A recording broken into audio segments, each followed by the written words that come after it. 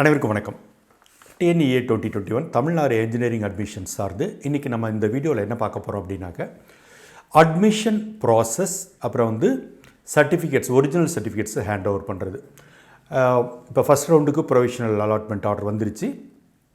Second ரவுண்டுக்கு பார்த்திங்கனாக்கா நாளை மறுநாள் ப்ரொவிஷனல் அலாட்மெண்ட் ஆர்டர் வரப்போகுது. ஸோ இதற்கு பிறகு என்ன அப்படிங்கிறதும், அந்த ஒரிஜினல் சர்டிஃபிகேட் சார்ந்த விஷயங்கள், ஸ்காலர்ஷிப் அப்ளை பண்ணுறது, இது மாதிரியான பல்வேறு விஷயங்களை நான் இப்போ இந்த வீடியோவில் உங்களுக்கு எக்ஸ்பிளைன் பண்ண போகிறேன்.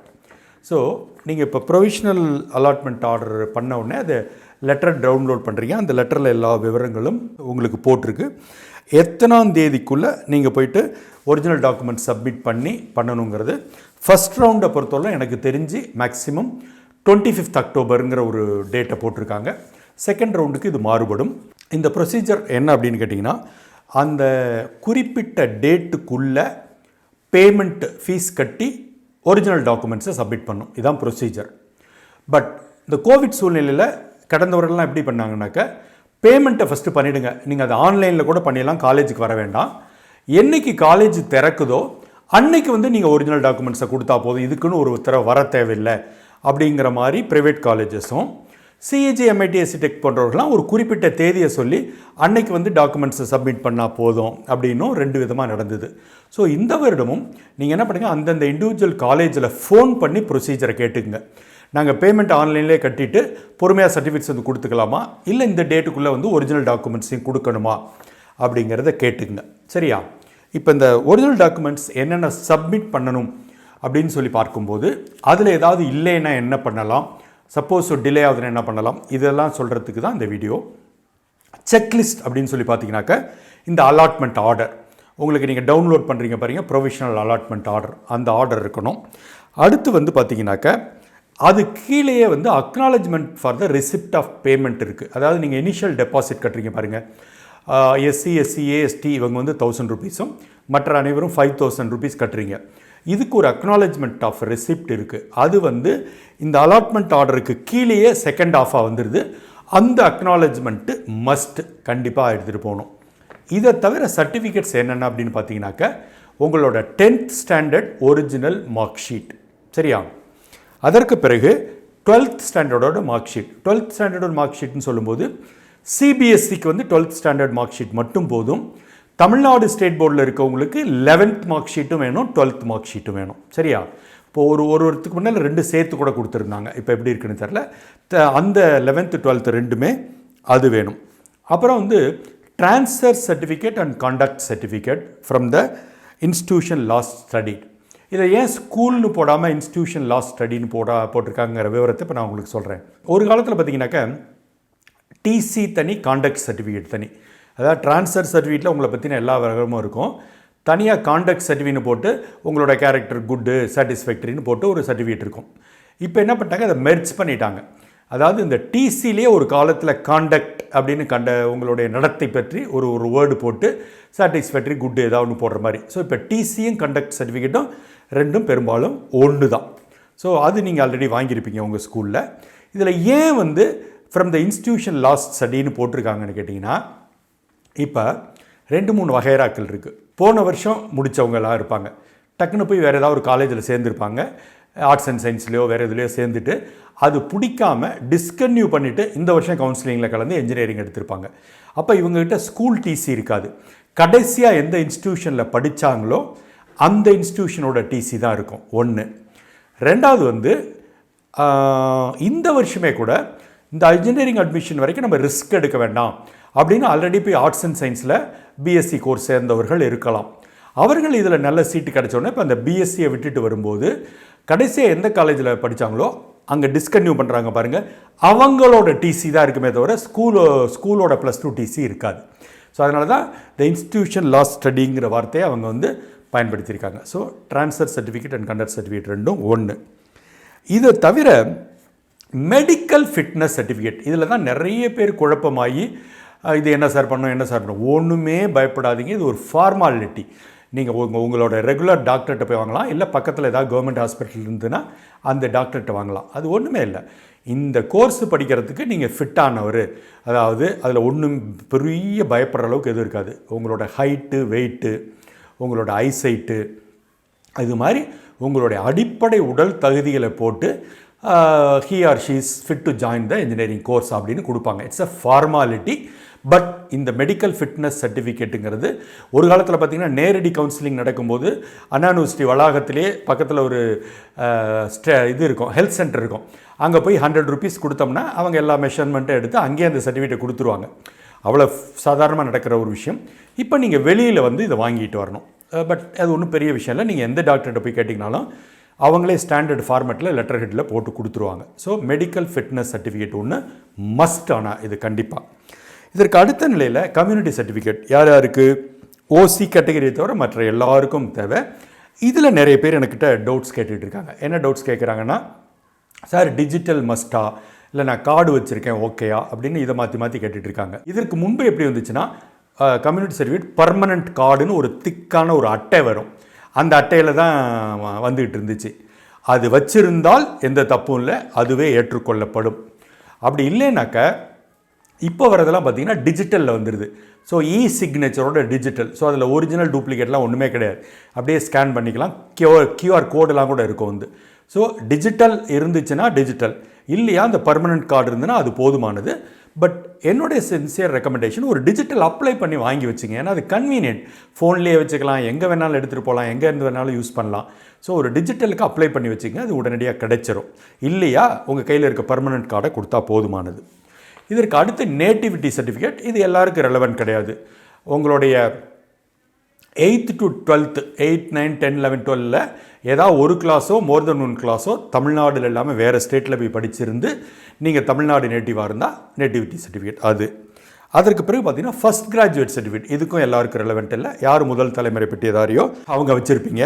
அடுத்து ஸ்ரீலங்கன்ற தமிழ் ரெஃப்யூஜி, அதுவும் யாருக்கு ரெலவெண்ட்டோ அவங்க தான் வச்சுருப்பீங்க. சரியா? இப்போ இந்த சர்டிஃபிகேட்ஸ் யார் ரெலவெண்ட்டோ அது கொடுக்கலாம். இதில் 1 or 2 இல்லைன்னா ஒன்றும் பெரிய பாதிப்பு நடந்துடும். இப்போ ஃபஸ்ட் கிராஜுவேட்டோ நேட்டிவிட்டி ஏதோ ஒன்று இல்லைன்னா அந்த காலேஜில் ரெக்வஸ்ட் பண்ணலாம். சார் இப்போ நான் அப்ளை பண்ணியிருக்கேன், ஒரு வாரத்தில் வந்துடும், நான் வாங்கி கொடுத்துட்றேன் சார் சொன்னால் அதை நோட் பண்ணிக்கிட்டு எடுத்துக்குவாங்க. உடனே அட்மிஷன் கேன்சல் ஆகிடுமாங்கிற லெவலுக்கு பயப்பட வேண்டியதில் டைம் கொடுப்பாங்க. ஒன்று. இதற்கு அடுத்து இன்கம் சர்டிஃபிகேட். இதை தான் நிறைய பேர் கேட்குறாங்க. சார் இன்கம் சர்டிஃபிகேட் வேணுமா? இன்கம் இது ரெலவெண்ட்டானவங்களுக்கு தான் வேணும். யாருக்கு வேணும்னு கேட்டிங்கனாக்கா, போஸ்ட் மெட்ரிக் ஸ்காலர்ஷிப் அப்படின்னு ஒன்று இருக்குது.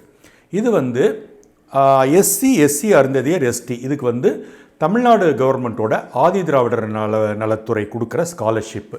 இதுக்கு பேர் போஸ்ட் மெட்ரிக் ஸ்காலர்ஷிப்னு பேர். இதை வந்து நீங்கள் வந்து காலேஜில் தான் போய் அப்ளை பண்ண முடியும். நீங்கள் சேர்ந்த பிறகு காலேஜ் வந்து ஆன்லைன் போர்ட்டலில் உங்களோட விவரங்களெல்லாம் வாங்கிக்கிட்டு அப்ளை பண்ணுவாங்க. அந்த டைமில் இன்கம் சர்டிஃபிகேட் மஸ்ட்டு. ஸோ அந்த டைமுக்காக நீங்கள் இப்போ இருந்தால் கொடுத்துருங்க, இல்லைன்னா அந்த டைமுக்குள்ளே வாங்கி கொடுத்துருங்க. இது ஒன்று. இன்னும் ஒருத்தருக்கு யாருக்கு தேவைப்படும்னா, AICTE tuition fee waiver scheme நீங்கள் வந்து நீங்கள் அப்ளை பண்ணுறீங்களான்னு கேட்டிருப்பாங்க. So AICTE tuition fee waiver ஸ்கீமுக்கும் இன்கம் சர்டிஃபிகேட் தேவை. ஸோ இந்த 2 கேட்டகரி உள்ளவங்களுக்கு மட்டும்தான் இன்கம் சர்டிஃபிகேட் தேவை. ஸ்காலர்ஷிப்பு சம்மந்தப்படலைன்னா நீங்கள் இன்கம் சர்டிஃபிகேட் மஸ்ட்டாக கொடுத்தாகணும்னு அவசியம் கிடையாது. இது ஒன்று தெளிவாக புரிஞ்சுங்க. ஏன்னா நிறைய பேர் இன்கம் சர்டிஃபிகேட் நான் வாங்கலே, இன்கம் சர்டிஃபிகேட் வாங்கலேன்னு டென்ஷன் ஆகுறாங்க. அது அவசியம் இல்லை. அடுத்து வந்து 4 copies of your passport size photograph. Already உங்கள்கிட்ட நிறைய முறை எடுத்திருப்பீங்க. இல்லையா ரீசெண்ட் ஒன்று பக்கத்தில் போய் ஒரு ஸ்டுடியோவில் எடுத்திங்கன்னா சுட 4 காப்பி போட்டு கொடுத்துருவாங்க. So passport size photograph 4. இப்போ இதில் ஒரு விஷயம் புரிஞ்சுங்க. இந்த சர்டிஃபிகேட்ஸ் ஒரிஜினல், உங்கள் கையில் இருக்க ஒரிஜினல் எல்லாத்தையும் கொடுக்குறீங்க பாருங்கள். அடுத்தடுத்து உங்களுக்கு ஏதாவது ஒரு பர்பஸுக்கு சர்டிஃபிகேட் காப்பி தேவைப்படும். ஒரு பாஸ்போர்ட் அப்ளை பண்ணாலோ, ஒரு லோன் அப்ளை பண்ணாலோ இதுக்காக தேவைப்படும். அன்றைக்கி போய் திரும்ப காலேஜில் கேட்டுட்டு இருந்தீங்கன்னா கடுப்பாயிடுவாங்க, எடுத்து கொடுத்துக்கிட்டு இருக்க முடியாங்க. அதனால் அவங்க என்ன சொல்லியிருக்காங்கன்னா, கணிசமான காப்பீஸ் முன்னாலே எடுத்து வச்சிங்கன்னு ஒரு தெளிவான ஒரு இன்ஸ்ட்ரக்ஷன் இதிலே கொடுத்துருக்காங்க. The candidate is advised to have sufficient number of attested copies of the certificate as the originals will be retained in college for some time for verification. அதனால் வந்து நீங்கள் எல்லா ஒரிஜினல்ஸையும் காலேஜில் கொடுக்கறதுக்கு முன்னே ஒன்று 4 காப்பி 5 காப்பி போட்டு ஒரு அட்டஸ்டேஷன் வாங்கி வச்சுக்கோங்க. ஏன்னா இது வந்து முக்கியம். இது ஒரு பாயிண்ட்டு. ரெண்டாவது, இந்த தடவை ஒரு இன்ட்ரெஸ்டிங் இன்ஸ்ட்ரக்ஷன் கொடுத்துருக்காங்க. முதல்ல எப்படின்னு கேட்டிங்கன்னா, ஒரு சர்டிஃபிகேட் ஒரிஜினல் டாக்குமெண்ட்ஸை காலேஜில் சரண்டர் பண்ணோம்னா அதை அவங்க அந்த டிகிரி முடிகிற வரைக்குமே வச்சுக்குவாங்க. அது ஒரு ஹோல்டு மாதிரி அவங்களே வச்சுக்குவாங்க. இப்போ என்ன கண்டிஷன் சொல்லிட்டாங்கன்னா, வச்சுக்கக்கூடாது. டோட் வெரிஃபிகேஷன் ஒன்று இருக்குது. அந்த வெரிஃபிகேஷன் முடிஞ்ச உடனேயே சர்டிஃபிகேட்ஸை ஸ்டூடெண்ட்ஸ்கிட்ட திருப்பி கொடுத்துடணும் அப்படின்னு தெளிவான இன்ஸ்ட்ரக்ஷன் இது போட்டிருக்காங்க. இது ஒரு நல்ல விஷயம்.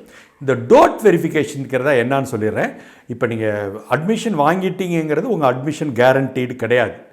டோட் வெரிஃபிகேஷனுங்கிறது என்னென்னா, டைரக்டர் ஆஃப் டெக்னிக்கல் எஜுகேஷன் வந்து உங்கள் அட்மிஷனை மொத்தத்தையும் அந்த காலேஜிலேருந்து எடுத்துகிட்டு போய் அவங்க வெரிஃபை பண்ணி அப்ரூவ்டுன்னு டோட் அப்ரூவ் பண்ணி கொடுத்த பிறகு தான் உங்கள் அட்மிஷன் ஃபார்மலைஸ் ஆகும். இதில் தெளிவாக புரிஞ்சுங்க. என்ன அப்படின்னா, உங்கள் ஒரிஜினல் சர்டிஃபிகேட்ஸ் மொத்த உங்கள்கிட்ட இப்போ வாங்குறாங்க பாருங்கள், இந்த அவ்வளோ டாக்குமெண்ட்ஸையும் எடுத்துக்கிட்டு போய் இவங்க டைரக்டர் ஆஃப் டெக்னிக்கல் எஜுகேஷனில் ஒரு அநேகமாக வந்து ஒரு 1 மந்த்துக்குள்ளே இந்த ப்ராசஸ் நடக்கும். இவங்க எடுத்துகிட்டு போய் சப்மிட் பண்ணுவாங்க. அங்கே ஒருத்தவங்க உட்காந்து உங்களுடைய அத்தனை ஒரிஜினல்ஸையும் வெரிஃபை பண்ணிவிட்டு எல்லாமே ப்ராப்பராக இருக்குது, சரியான முறையான அட்மிஷன் தான் போட்டிருக்காங்க அப்படின்னு சொல்லி டோட் வெரிஃபிகேஷன். அப்போ அந்த வருஷம் அந்த காலேஜில் 300 ஸ்டூடெண்ட்ஸ் போட்டிருக்காங்கன்னாக்க 300 ஸ்டூடெண்ட்ஸையும் பார்த்துட்டு 300 பேரையும் அப்ரூவ் பண்ணலாம், 295 பேர் அப்ரூவ் பண்ணலாம், எப்படி வேணாலும் நடக்கலாம் based on the documents. So இதை பார்த்துட்டு அவங்க வெரிஃபிகேஷன் பண்ணுவாங்க. அந்த வெரிஃபிகேஷன் பண்ண பிறகு இந்த ஒரிஜினல் டாக்குமெண்ட்ஸை அவங்க காலேஜ் வச்சுக்கக்கூடாது, உங்ககிட்ட திருப்பி கொடுத்துடணும் அப்படிங்கிற தெளிவான இன்ஸ்ட்ரக்ஷனை இந்த முறை இவங்க வந்து ஆர்டர்லேயே வந்து போட்டிருக்காங்க. வந்து இதோட என்ன சொல்லியிருக்காங்கன்னா, உங்களுக்கு இதை தாண்டி if you find any difficulty in joining the college அப்படின்னா உங்களோட நியர்பை டிஎஃப்சி சென்டரில் போய் ஹெல்ப் கேளுங்க. அதாவது ஏதாவது இப்போ இதில் போட்டிருக்கிறதா விதிமுறை. காலேஜ் வந்து வேணும்னு இல்லை, இது வேணும் அது வேணும், இது இல்லாதால உங்களை சேர்த்துக்க முடியாது, நீங்கள் இன்றைக்கி ஃபீஸ் கட்டலையா நீங்கள் கிளம்புங்க, அந்த மாதிரி ஏதாவது ஒரு ரொம்ப அன்ரீசனபிளாக, ரீசனபிள் சொல்லலாம், ஏன்னா அந்த குறிப்பிட்ட தேதிக்குள்ளே நீங்கள் ஃபீஸை கட்டி ஆகணுங்கிறது விதிமுறை. இப்போ அவங்க என்ன பண்ணலாம்னா, காலேஜ் பார்த்து சரி ஒரு கொஞ்சம் அமௌண்ட் இப்போ கட்டிடுங்க, பிறகு வந்து நீங்கள் லோன் வந்த பிறகு கட்டிங்க, இல்லை ஸ்காலர்ஷிப் வந்த பிறகு கொடுங்கன்னு ஒரு சலுகை கொடுக்குறங்கிறது காலேஜோட உரிமை. அது வந்து நம்மளோட உரிமை கிடையாது. ஸோ அவங்க காலேஜ் பார்த்து பர்மிஷன் எழுதி கொடுக்கலாம், இல்லை இந்த தேதிக்குள்ளே நீங்கள் கட்டி தான் தீரணும்னு கண்டிஷனாகவும் இருக்கலாம். இது அவங்களோட இண்டிவிஜுவல் உரிமை வந்து. ஸோ அந்த மாதிரி விஷயங்களில் நம்ம கம்ப்ளைண்ட் பண்ண முடியாது. வேறு ஏதாவது பிரச்சனை பண்ணாங்கன்னா நீங்கள் வந்து டிஎஃப்சி சென்டரில் போய் கம்ப்ளைண்ட் பண்ணலாம் அப்படின்னு இருக்குது. வந்து இதை தவிர இதில் போடப்படாத ஒரு அடிஷ்னல் இன்ஃபர்மேஷனுங்கிறது ஹாஸ்டல் சார்ந்தது. இப்போ சிஇஜி எம்ஐடி ஏசிடெக்குக்கெலாம் அவங்க போர்ட்டல்லே ஓப்பன் ஆகிடுது, ஹாஸ்டல் நீங்கள் புக் பண்ணிக்கலாம் அப்படின்னு சொல்லிட்டு ஓப்பன் ஆகிடுது. வேறு ப்ரைவேட் செல்ஃப் ஃபினான்சிங் காலேஜஸை பொறுத்தவரையிலும் பார்த்தீங்கன்னாக்கா நீங்கள் அவங்களோட ஹாஸ்டல் வசதிக்கு ஏற்ற மாதிரி நீங்கள் வந்து புக் பண்ணிக்கணும், வந்து அவங்ககிட்ட கேட்டு முதல்லையே புக் பண்ணிக்கணும். ஸோ இதுதான் வந்து டோட்டல் அடிப்படை ப்ரொசீஜர். சரியா? தேதிங்கிறது நான் ஏற்கனவே சொன்ன மாதிரி ஃபர்ஸ்ட் ரவுண்டுக்காரங்களுக்கு 25 அக்டோபர் போட்டிருக்காங்க, செகண்ட் ரவுண்டுக்காரங்களுக்கு அதே 25 இருக்கலாம், இல்லை சில நாள் தள்ளி கூட இருக்கலாம். ஒவ்வொரு ரவுண்டுக்கும் இது மாறுபடும். பட் அந்த தேதிக்குள்ளே ஜாயின் பண்ணணும் அப்படிங்கிறது தான் அதனுடையது. அந்த தேதியை தாண்டி பர்மிஷன் தரதுங்கிறது அந்த இண்டிவிஜுவல் காலேஜோட உரிமை. அவங்க பார்த்து உங்களுக்கு ஃபியூ டேஸ் டைம் கூட தரலாம், வந்து அது அப் டு தெம். எதுவாக இருந்தாலும் நேரில் உடனே இப்போ வரணுமா, இல்லை காலேஜ் திறக்கும் போது வந்தால் போதுமா, ஃபீஸ் இப்போ ஆன்லைன்லேயே கட்டிக்கலாமா, ஃபீஸ் மட்டும் கட்டிட்டு சர்டிஃபிகேட்ஸ் அப்புறம் கொடுத்துக்கலாமா, சர்டிஃபிகேட்ஸ் இப்போ இந்த விவரங்கள் எல்லாம் ப்ரைவேட் காலேஜஸில் நீங்கள் ஃபோன் பண்ணி கேட்டு தெளிவுபடுத்திக்கங்க. இதை தாண்டி உங்களுக்கு ஏதாவது டெக்னிக்கல் டவுட்ஸ் இருந்தால் கமெண்ட் பாக்ஸில் கேளுங்க, நான் உங்களுக்கு தெளிவுபடுத்துகிறேன். மற்றபடி இந்த வீடியோ பயனுள்ளது நினச்சின்னா உங்கள் நண்பர்களுக்கு ஷேர் பண்ணுங்கள், அவர்களும் பார்த்து பயனடையட்டும். மென்டார் ரமேஷ் பிரபா இதுவரை சப்ஸ்கிரைப் பண்ணலையா, உடனடியாக சப்ஸ்கிரைப் பண்ணுங்கள். நன்றி, வணக்கம்.